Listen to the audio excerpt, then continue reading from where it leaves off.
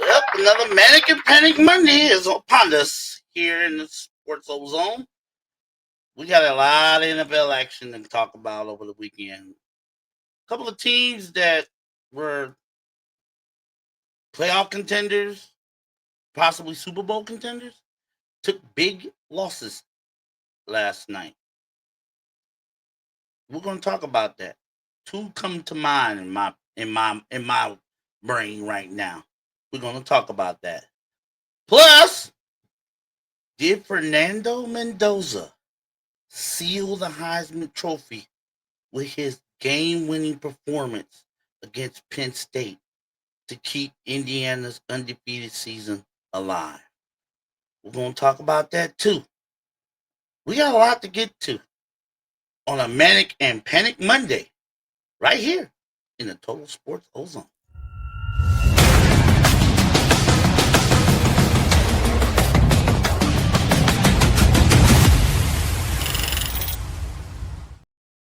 Big O with the big mouth coming at you on a Manic and Panic Monday, November 10th, 2025. I'm sorry I got November 7th. I got my days all mixed up. You know how it be sometimes when you get the days all mixed up. But Manic and Panic Monday. A lot to get into. Gonna talk about Fernando Mendoza and maybe he won the Heisman after what he did Saturday. We'll talk about that later.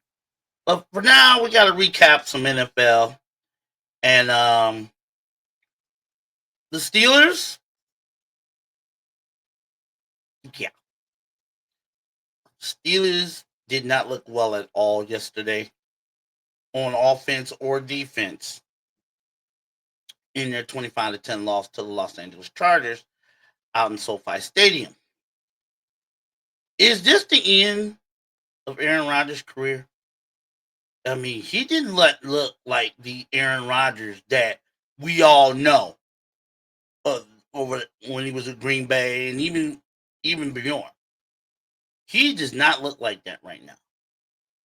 I said Friday on my Pick'ems, on my Pick'em Friday show, I need to know. I'm not sure about the Steelers because I'm not sure about Aaron Rodgers and I'm not sure about their defense. I don't know which Aaron Rodgers is going to show up.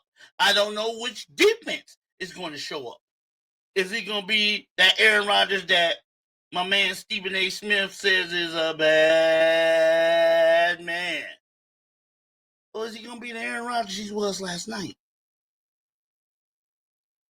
And last night was the Aaron Rodgers I don't think many Steelers fans want to see. He was only 51.6% completion, and a lot of his passes were bad, were terrible passes. Only 161 yards, only one touchdown. That was in desperation. That was pretty much when the game was already decided. Two interceptions. He took 3 sacks. He looked uncomfortable pretty much all night against the Chargers defense. And it didn't help that his receivers couldn't catch a cold. DJ Metcalf, 7 targets, only 3 grabs for 35 yards. And he dropped. Warren, I believe Austin, he let a ball slip through his hands, which caused an interception. I mean, what you got on your hands, man? Either butterfingers or sticky fingers. You might want to put that sticky stuff on your hands because it went right through his hands for an interception. So it's not like his receivers are doing much to make Aaron Rodgers shine. But still, Aaron Rodgers was the king, the master of mastery back in the day. I mean, he could scramble all over the back of the field, keeping the play alive, and he'd find the receiver for a first down or even a touchdown. Well, long game. He's not that guy no more. I mean, I know he's 40 years old and everything, but even Tom Brady looked formidable at 40 plus. I mean, Tom Brady, he could have played another year or two if he wanted to, but I think he was wise to get out the game when he did, when he took one too many hits. I don't know about Aaron Rodgers. Is this the end? Is this the end of his definite Hall of Fame career? But it looks like it to me. He does not look comfortable in that pocket. I don't know why. Maybe it's the play calling. Maybe it's his mood. I don't know. But he does not look like he. I have to say this. He looked like he didn't want to be there. And I've never said that about Aaron Rodgers. I've never even thought about saying that about Aaron Rodgers. But he looked like last night against that Chargers, he looked like he didn't even want to be there. Like if he could, he was like, "Coach, sub me out. I'm done. I'm done, Coach. I'm done. I don't want to do this. Not today. I ain't feeling it." That's what he looked like for most of the game.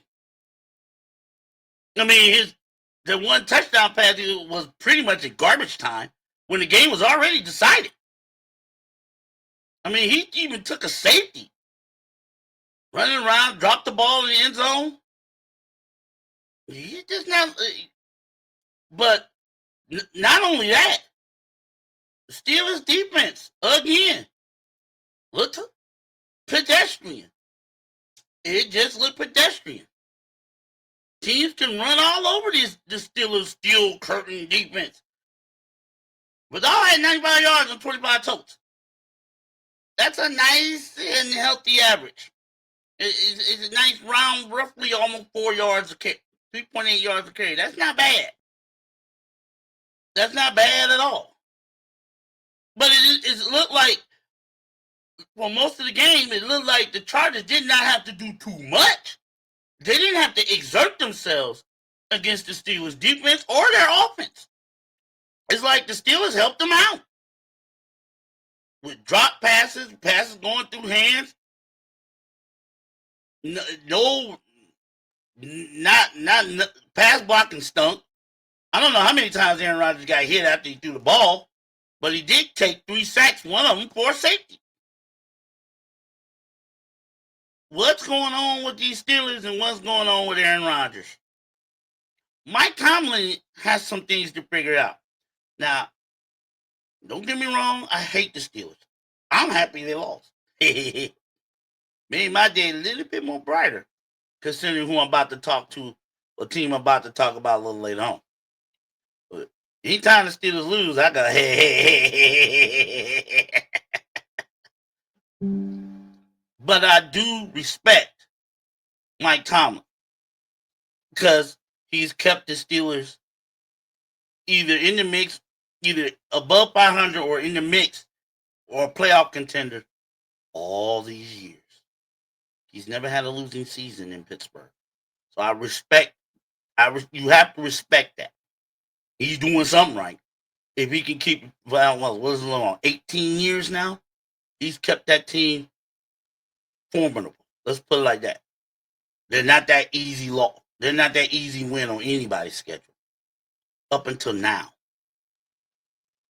But I don't understand what's going on with the Steelers, especially on defense. I mean, when is the last time you've known of a Steelers defense where teams can run all over you? When they can run over, under, around, and through. your defensive line and your linebackers. It's been a while. It has been a long time since I've seen the Steelers defense look that pathetic. I'm just saying. I'm not saying. I'm just saying. It's pathetic. And Aaron Rodgers, like I said, he looks like he didn't want to even be there. So, and right now the Steelers still lead the division in 5-4, but I know they got to be looking in the rearview mirror because the Ravens is coming. I said if the Ravens can get healthy and get on the roll, they can catch the Steelers and even pass them up. And this sure looks, and remember y'all, the Steelers and Ravens still got to play twice. So I would not be surprised if the Ravens, the way they've been playing last 3 weeks, 3-game winning streak, and they've been destroying teams, I would not be surprised if they catch them and pass them for the AFC North. Because it's trending that way. It is trending that way.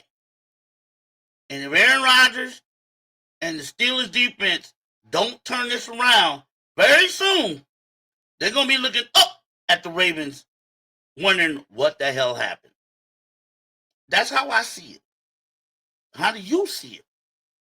Is Aaron Rodgers' career on the...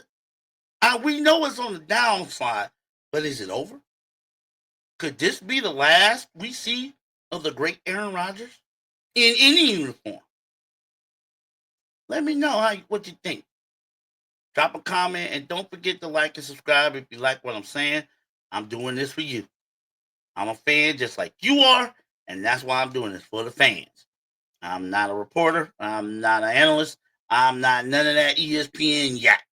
I'm just a fan reporting what a fan thinks to the fans. So I want to know what you think. Is Aaron Rodgers' career over? I'd like to know. Hit me up. Big O with the big mouth. Total Sports Zone. Let's move on. Buffalo. They got embarrassed yesterday by the Miami Dolphins. And when I say they got embarrassed, man, they got embarrassed. 30-13. First time the Dolphins have beaten the Bills in, I think, 3 or 4 years. And they embarrassed them. It was 14-0 when I looked up at the highlight. I'm like, huh? 14-0. Miami? No, you would think it'd be the other way around. Nope. Miami came out. They came ready to play. You cannot fault them for that. A-Chain had a ball. I mean, he balled his butt off. 174 yards rushing on 22 totes and 2 touchdowns. They couldn't stop him if they wanted to. They couldn't stop him if Jesus was on the field. There's nothing they could do with him. A-Chain had himself a ball, which goes to my question. Is Buffalo's defense the problem? Or is it Josh Allen? I think it's a mixture of both. I never liked Buffalo's defense. I never did. It's like they show up. I'm thinking the Buffalo Bills as a team play down to the level of their competition. Yeah, they won a big game against the Kansas City Chiefs last week. Big game. Showdown game. Right? But then you go down to South Beach, Miami. Not a good team. And you get the bricks beat off you like this, you let down. And that is not the makings of a Super Bowl team to me. When you play down to the level of... These are the Buffalo, to the Bills fans, if you're listening, watching, if you're any of y'all Bills fans, you ought to know. A championship team does not play down to the level of their competition. These are teams you're supposed to be smashing if you are what everybody's saying you are, a Super Bowl contender. A Super Bowl contender don't get blown out by a team that's only won, what, 3 games? Had a lot of infighting. People wondering if the coach is going to be back. They've already fired the general manager. A lot of infighting. Tua and the coach. This is a team you supposed to, and the best wide receiver, Tyreek Hill, out for the season. This is a team you're supposed to be blowing out if you're a Super Bowl contender. Instead, you got blown out. This is the problem I have with the Bills. They play down to the level of their competition. They think, oh, this is going to be an easy win. No, it ain't. There is no easy wins in the NFL. I don't care if a team is 0 for the season so far. You still got to go out there and beat them. And you're supposed to do that every week, especially against inferior teams. This is why I've never been sold on the Buffalo Bills as a Super Bowl contender, because they play down to the level of their competition. And they're doing that way too much this year. They play down to the level of against the Saints. Almost lost that one. They play down to the level of against the New England Patriots. They ain't think, oh, we're better than them. And they got surprised. Now they looking up at the New England Patriots in the AFC East. They what, a game and a half behind them now.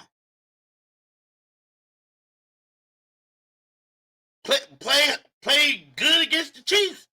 Play up to their level, because they know the Chiefs are, no matter what, as long as they got Pat Mahomes and Andy Reid in the house, the Chiefs are always going to be there in the AFC. They're always going to be there. So they play up to them, beat them, straight up. And then they go to Miami. Team they're vastly superior in. Team has only won, up to that point, 2 games, and you get the bricks beat off of you. Buffalo needs to stop doing that. You cannot keep playing down to the level of your competition, no matter what the other team's record is. Not in the NFL. You might be able to get away with that in the NBA. You even might get away from that in college football. But in the NFL, that's why they say any given Sunday. You have to play your A game every week. It doesn't matter who the damn team you playing, how bad or good they are. You got to bring it. This is the NFL. This ain't street ball. This ain't high school football. This is the NFL. You got to bring it every week. And yesterday, the Dolphins bring it, not the Bills. And what's wrong with Josh Allen? He's not looking nowhere near like the MVP, the reigning league MVP that he is. He's not looking nowhere near that. Yeah, he had 300 yards passing, 2 touchdowns, but he was sacked 3 times, and he lost a fumble. Is he trying to do too much? Is he trying to take this all upon himself to will the Bills to winning? Because the Bills, quite frankly, they didn't help him at the trade deadline. They didn't do anything to get him some help, either by running back or by wide receiver at the trade deadline. They didn't do a thing to help him. So is he taking this too much upon himself to will the Bills to win games? Or is it the fact that he just ain't got no help? He doesn't have the adequate help that he needs. That's a good question, ain't it? I think it's a good question. Does he have the help that he needs? I think he doesn't. I really think he ain't got not much help at all. To be honest, I don't think he has much help at all. And against, well, he couldn't have much help if you're losing by 17 points to the Miami Dolphins. And you would think the Dolphins are capable of playing such games like this. They did it to Atlanta. In Atlanta. Blew them out in Atlanta. So they're capable of playing above their heads. We've seen them do it. They did it yesterday. But the Bills, I don't want to say it's a letdown. I don't want to say they're in trouble. Because I still think they're a playoff contender. So I think they're a Super Bowl contender, not when you playing down to the level of your competition. I don't think playoff teams, Super Bowl caliber teams do that. I don't think they should do that. You ain't got 80-something games like in the NBA or 162 games like in baseball. You have 17. You can't afford to take a week off or say, it's an easy win. No, not in the NFL. Ain't no easy wins. Ain't no easy wins against anybody. Doesn't matter how bad or good the team is. Any given Sunday. Hell, the Saints won a game yesterday. They're the worst team in the league. They won a game. You can't take the foot off the gas pedal against any team. Not in this league. Not when you only got so many games. Can't do that. Buffalo, I don't know if they did that now or they got some serious problems. I believe it's a mixture of both. They took the foot off the gas pedal and they got some problems on both sides of the ball. They don't have. Josh Allen does not have a go-through too deep threat. He does not have that. He had it, and then they lost it. Stephon Diggs. When they had Stephon Diggs, deep threat, ain't got him no more. He relied too much on his tight ends, and they have 3 good tight ends. But that's only going to get you so far. You need a receiver that can stretch that field. Put some pressure on the back side of a defense. They don't have that. So Josh Allen has to pretty much make miracle plays for Buffalo to win. The running game is so-so. I don't think it's the greatest. I mean, Cook had 53 yards on 13 tokes.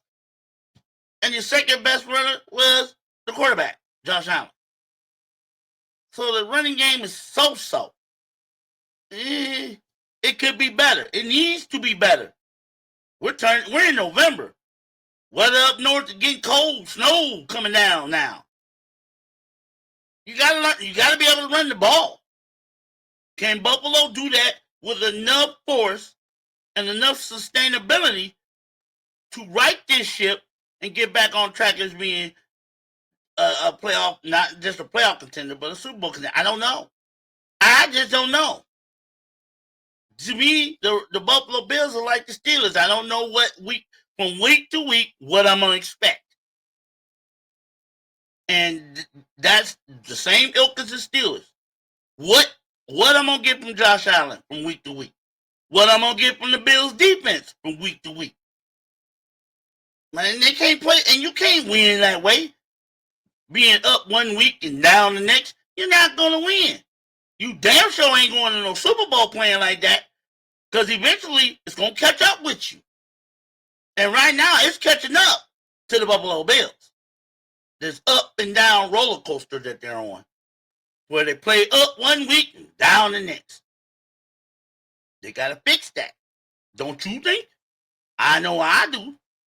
I think they need to fix that, and they only got what? 10 games, 9 games, 10 games, 9, 10 games left. They better fix that, and then better fix it in a hurry. Because right now, again, they're looking up at the New England Patriots. Tomorrow, I'm gonna give you my top five teams in the NFL, and I'm pretty sure the Patriots will be in the top 5. I could bet the house on it. So, Bills take one bad loss, really bad, embarrassing loss to the Miami Dolphins, 30-13. Got some problems. They got some problems. Need to get them fixed ASAP. Big O with the big mouth told Sports Ozone. Now, I didn't want to bring it up, but I'm bringing it up. Now, picture this, y'all. Picture this. Picture this. Your team allows only 169 total yards. This is the NFL. This ain't high school. This ain't college. This is the NFL. And your team allows only 169 yards total offense. You hold the other team's quarterback to less than 60 yards passing. Sack him 3 times. I mean, that's a dominant defensive performance on any level. Holding another team to less than 200 yards total. You would expect that team who had that kind of defensive effort to win, to should have won the game, right?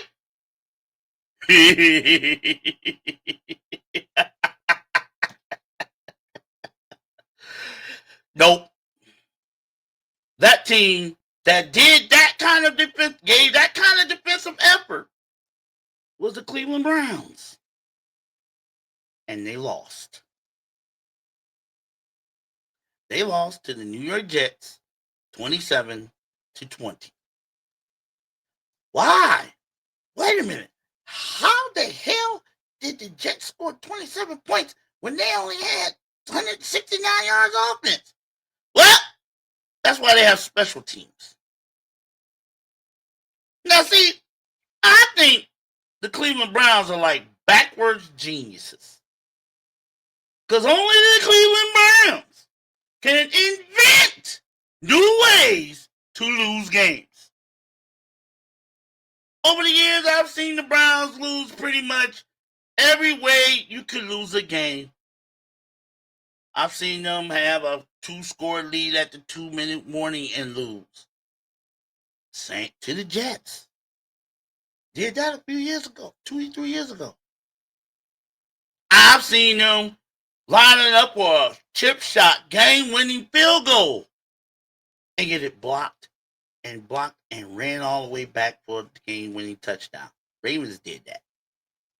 I've seen this team lose when the other team missed the field goal, but the Browns get flagged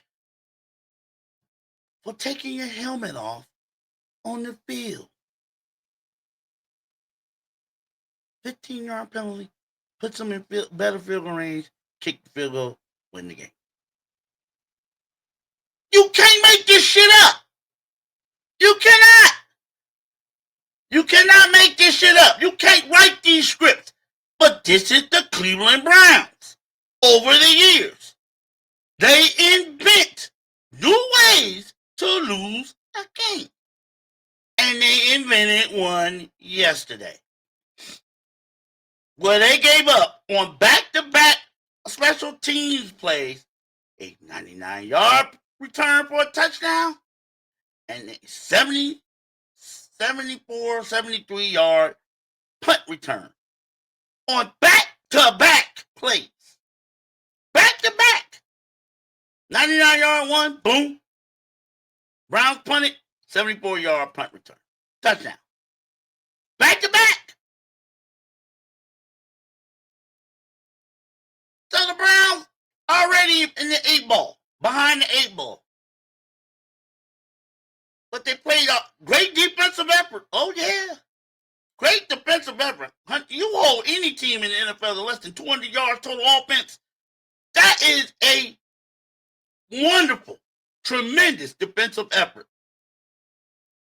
But this is the Browns. Like I said, backwards geniuses. They invent new ways to lose games. And they invented one yesterday. This should be backwards geniuses. I mean, you could make a book on, call it ways to not lose. Here are plays you should avoid if you want to win. And it should be all Cleveland Browns. All Cleveland Browns plays, games, whatever. Situations, whatever. And in the end, they hold them again on 4th down. They got them on 4th down. They're about to get the ball back. At least give it a shot to try to tie the game. And they get called for offsides. which gives the Jets a first down and gets them run out the clock. Backwards geniuses. That is the moniker of the Cleveland Browns. Inventing new ways to lose games. I'm a Browns fan, and I'm talking to all the Browns fans out there listening and watching. I feel the pain. I feel it. I feel it. Fortunately for me, I don't drink. But I know a lot of y'all was chugging some beers and whatever spirits you could just to numb the pain to see how bad this team is. Now, my question to you, to everybody out there, is it time for Stefanski to go? Is it time for Kevin Stefanski and Andrew Berry, the general manager? Is it time for them to go? Because what they're doing is not working. I know that the Browns are in some half-ass rebuild, but what the decisions they made over the past 3 years have set this team back probably 5 years or more.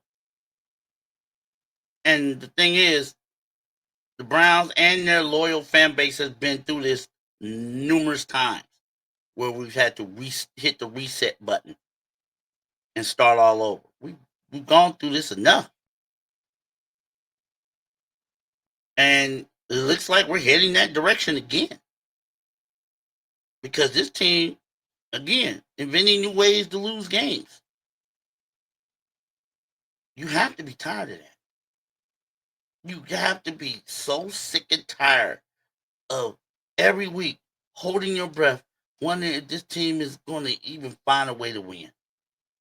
And you're just holding your breath till your head turns blue. But that's where we at. That's where we've been for the past 27 years. That's where we've been. And that's where we're going to stay. If the Browns continue to be backwards geniuses, finding new ways, inventing new ways to lose. It has to drive you crazy. I know it drives me crazy. What do you think? Let me know. Leave a comment. Don't forget to like and subscribe. I really would appreciate it. Big O with the big mouth. Total Sports Ozone. One more thing on the NFL. Ooh. I like the New England Patriots. They went down, took care of business in Tampa Bay. Not an easy place to win. But they went down there and they handled it. So the question arises, is the New England Patriots the new contender to reach the Super Bowl in the AFC? They're 8-2. They have not yet lost a road game. The only other team that hasn't that they can say that has not yet lost a road game is the Seattle Seahawks. And guess what their record is? 8-2. Those are the two teams that have yet to lose a road game.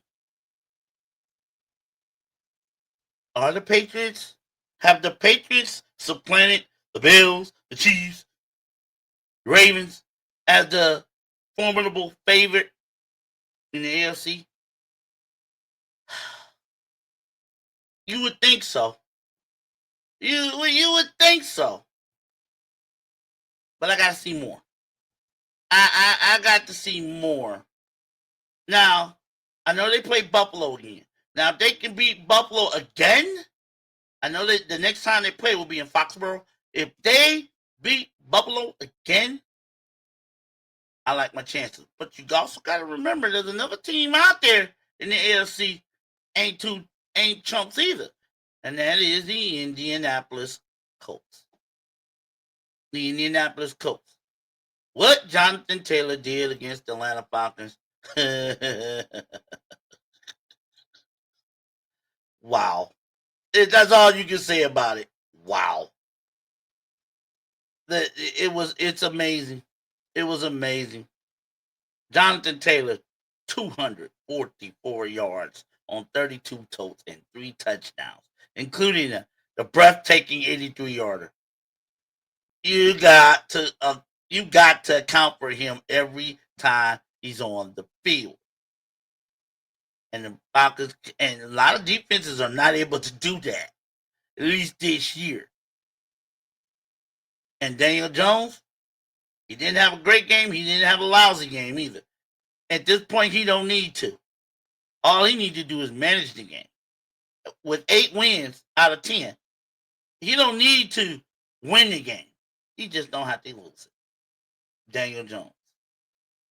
When you got a back named Jonathan Taylor, you got Tyler Warren and all the boys, and Pittman, you don't need to make, oh my God, he saved the day type of plays. All you got to do is take care of the ball, get the ball to your playmakers, let them work.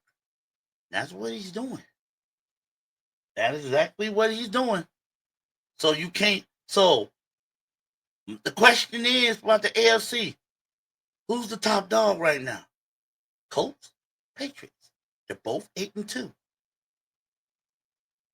Who's the top dog? I would lean to the Colts.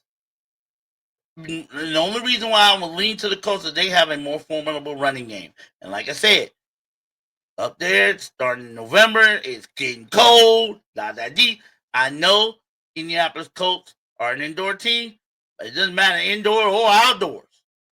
If you can run the ball, you're going to give yourself a chance every game. And with Jonathan Taylor, the Indianapolis Colts can run the ball with the best of them. So right now, I'm leaning to the Indianapolis Colts as the number 1 team in the AFC as of right now. Like I said, tomorrow I'll give you my top 5 NFL teams, and I bet you both those teams are going to be in my top 5. I can guarantee you that. Both of them. Big O with the big mouth, Total Sports Ozone. Like and subscribe for me, please. Now, let's flip the script to college football. I got one question for college football.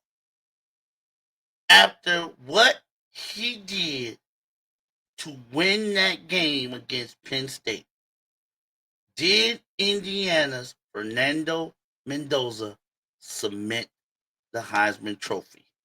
Did he seal that win, the Heisman Trophy win, after that gutty performance at the end of that game against Penn State?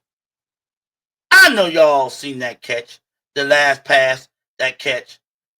Mendoza was hit by 2 defenders when he let that ball go. And Omar, it is without a doubt the catch of the year.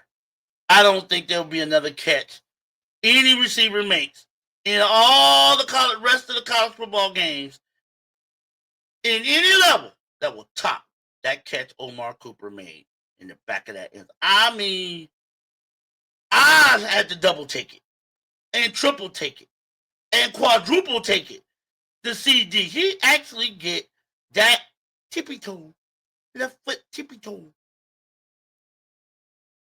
Did he keep that left tippy toe in bounds? And God, the most he did. Unbelievable catch. From an unbelievable pass from an unbelievable quarterback. Those are the type of plays, those are the type of drives that cement trophies. That's the kind of performance that gets you trophies. It does. And right now, according to FanDuel, Julian Sand and Fernando Mendoza have the same type of odds to win the Heisman Trophy. They're both sitting at plus 165, according to FanDuel. I know on some other sports betting services, Fernando Mendoza has pulled ahead slightly of Julian Sand of the Ohio State Buckeyes as the favorite to win the Heisman. But both those two are standing out. Both those two are standing out. But right now, based on like Penn State were desperate, and they played a great. Probably played the best game in conference all year. No doubt about that. Penn State, considering everything they've gone through, firing the coach, losing Drew Allen, and everything, the coaching changes, everything. They played their best game in conference against Indiana. But that Mendoza, to me, he sealed it. Unless they lose a game from the regular season, and it don't look like that's going to happen. It really don't look like Indiana's going to lose another game. They got 2 games remaining against Wisconsin at home and at Purdue. So it don't look like they're going to lose a game in the regular season. They don't. It doesn't look like that's going to happen. So, did Mendoza seal the Heisman with that catch, with that pass, with that performance, and with the game on the line? I think he did. I wouldn't be surprised. Like I said, unless he loses a game, he's got the Heisman. He's got to have it. It's plays like that with the game on the line, when your season's on the line, undefeated season on the line. Those type of plays are what get you trophies. Heisman Trophy, the whatever the trophy is for best QB of the year, offensive player of the year, stuff like that. Plays like that. That's what opened eyes. And I'm pretty sure the Heisman committee had their eyes wide open after that performance and after that last play.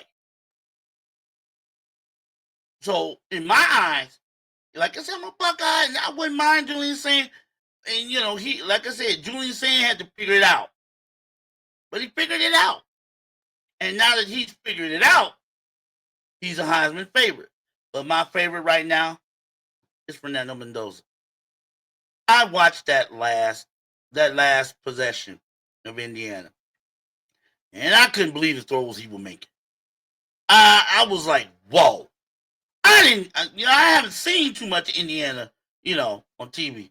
But with the game on the line, I had to watch and see if this kid can pull this out. And sure enough, he did. Because I wasn't so, up until that point, I was like, yeah, Mendoza. I saw the numbers, I saw the stats. I haven't really seen him play. But I only saw like bits and pieces. But I had to see, okay, all this talk about Fernando Mendoza and la-da-dee, la-da-da.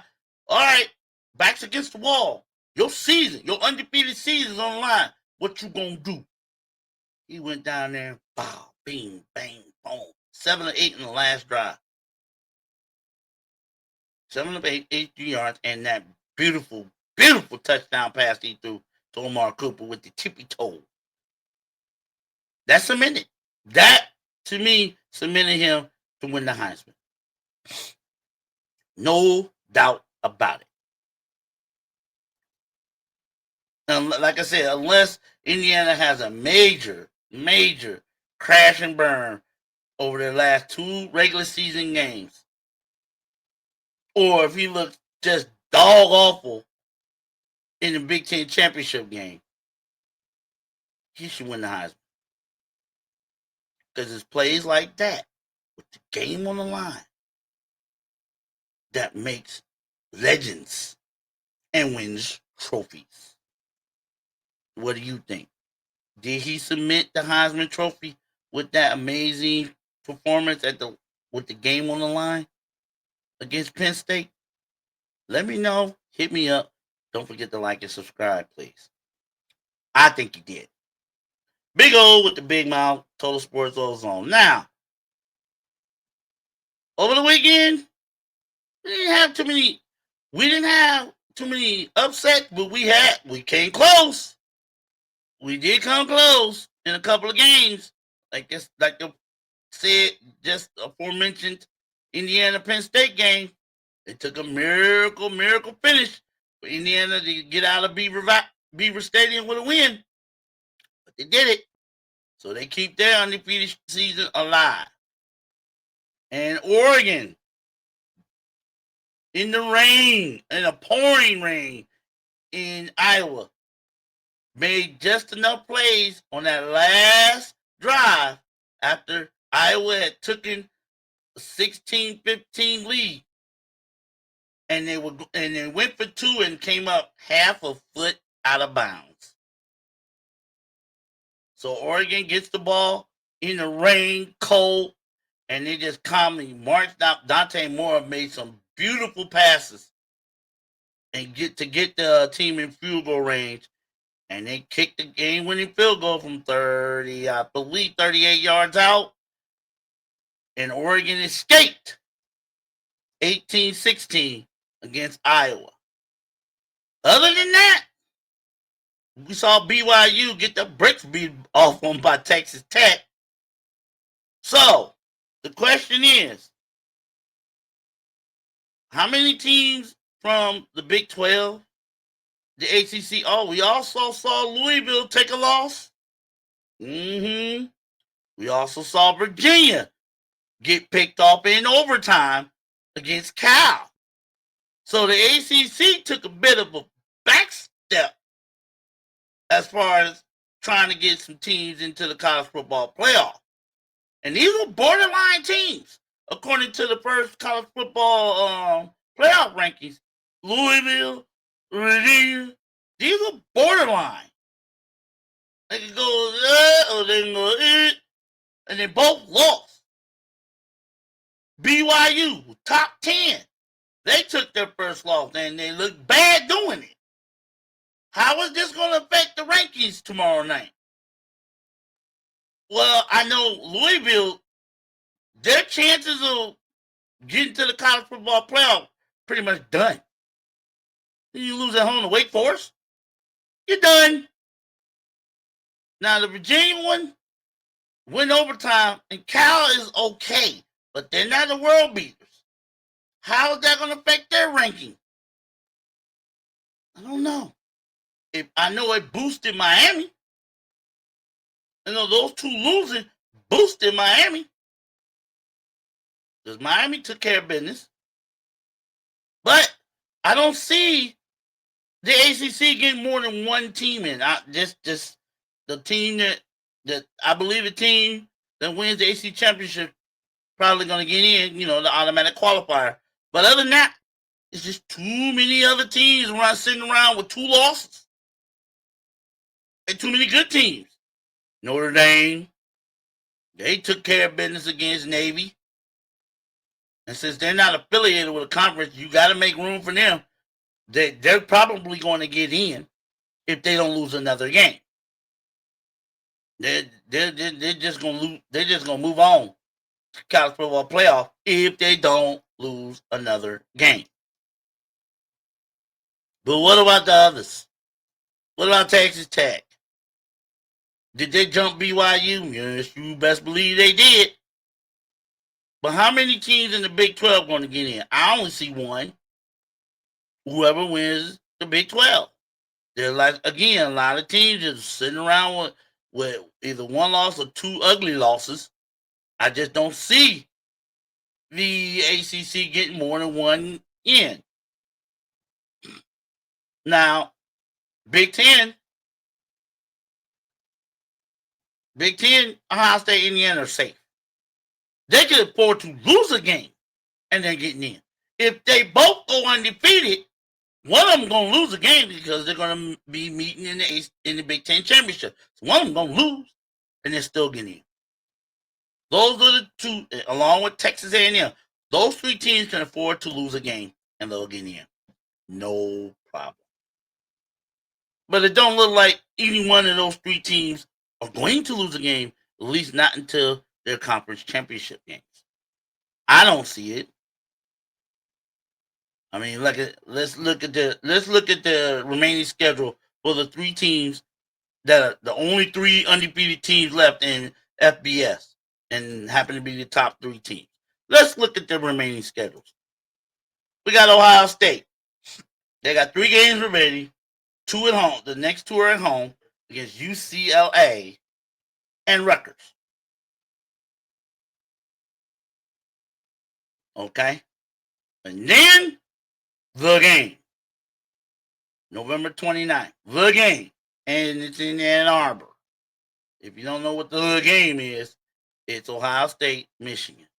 Yes, the best college football rivalry out there. Probably one of the best rivalries in sports. The game. That's not a guarantee to me. That's not a guaranteed win. I know Ohio State has, again, Ohio State is a vastly superior opponent to Michigan. They have more talent. They're playing a lot better, more complete than Michigan. But that was the case last year. And what happened? So I'm not sold on that. I'm not sold on that. I'm never sold on who's going to win the game. You hope your team wins the game when you are in that rivalry. But I can't say, oh, Ohio State going to win. They're going to beat. This is the rival. This is the game. Records don't matter. Stats don't matter. You got to play. And whoever wants it more going to win that game. That's how it's always been. But that's Ohio State's remaining schedule. At home against UCLA next Saturday. Then at home against Rutgers. And then on the road against number 21 ranked Michigan. That's their remaining schedule. Indiana's remaining schedule is, I just had it. Indiana's remaining schedule is they have 2 games left. They have Wisconsin at home. Then they have a bye week. And then they end up their last game of the season, their traditional rival, Purdue, at Lafayette, West Lafayette. Do you really think Indiana's going to lose to these two? I don't see it. So they can run the season, go 12-0, regular season. Now, let's look at Texas A&M. Let's look at their remaining schedule. Well, they have South Carolina next weekend. Then they have a cupcake game against Samford, not Stanford, Samford, Samford. And then they got to go to Austin to play current number 11, Texas. So of the 3 remaining undefeateds, who has the tougher road to hoe? It's Texas A&M. I know they got South Carolina at home and Samford at home. But then they got to go to Texas. And that's a big state rivalry. So that could go either way. We're going to delve into more college football as the week goes on, as far as teams that need wins more than anybody. And we'll do that after the reveal of the college football playoff week 2 college football playoff rankings, which will be revealed tomorrow night. We'll delve into who needs wins and who's safe. Who I think is safe and who needs a win to keep themselves relevant. We'll get into that probably Wednesday. All right? Big O with the big mouth on Toast Sports Zone. Now, before I go,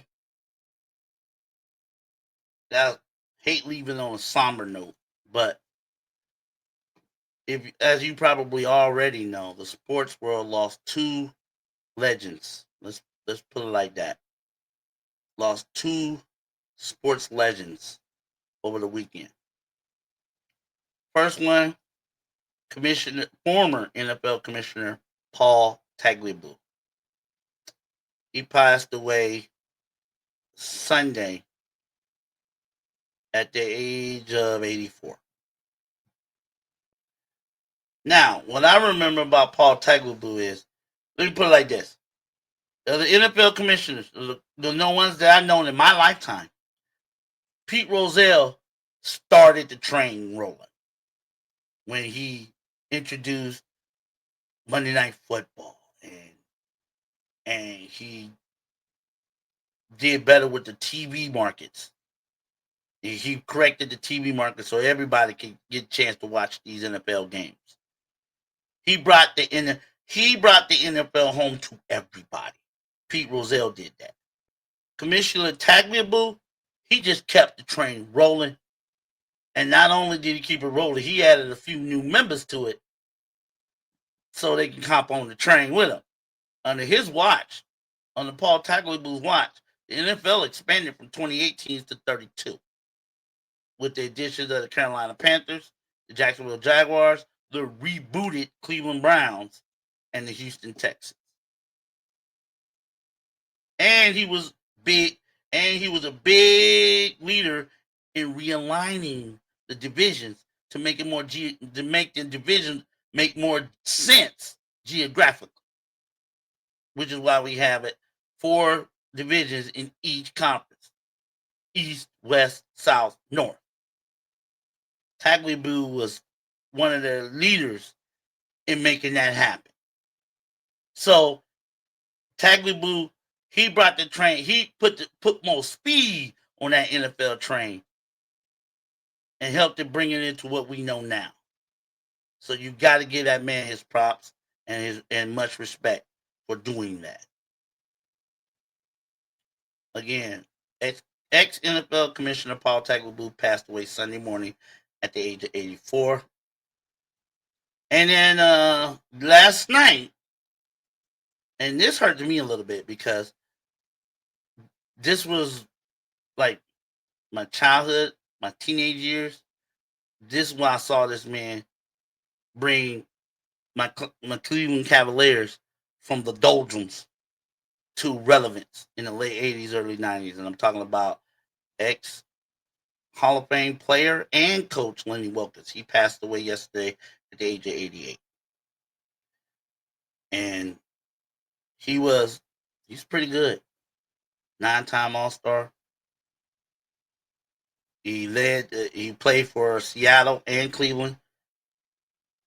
And then he coached the Seattle Supersonics to their first NBA championship in 1979. I was surprised to learn he's still third all time in regular season wins at 1,332. I was surprised to know that. Lenny Wilkens was pretty good as a player and a head coach. And he coached the Sonics, coached the Atlanta Hawks, and he was coach for the Toronto Raptors in their first few years of existence. But what I remember him was as the head coach of the Cavaliers from the mid 80s to the early 90s. And he brought this team, he made the team fun to watch with the Mark Price and Brad Doherty, Ron Harper, Larry Nance, Hot Rod Williams, Craig Elo. He made that team fun to watch. That team was like a mirror of himself. Play smart, play unselfish, pass the ball, and play decent defense. He made that team smart, and he made it oh so much fun to watch for the 7 years he was with Cleveland. Unfortunately, he ran into a guy named Michael Jordan that kept knocking him and the Cavs out of the playoffs. But Michael Jordan knocked a lot of teams out of the playoffs in his heyday. But that's not an indictment on Coach Lenny Wilkens. He is the class. You never heard anything bad about him. You never heard him say anything bad about anybody. I don't think even in all the years and all the times I've seen him play, seen him coach the Cavs, you hardly saw him yell at the refs. You hardly saw him yell at a player. You didn't see that with Lenny Wilkens. He was calm, he was cool, he was classy. But he knew how to coach.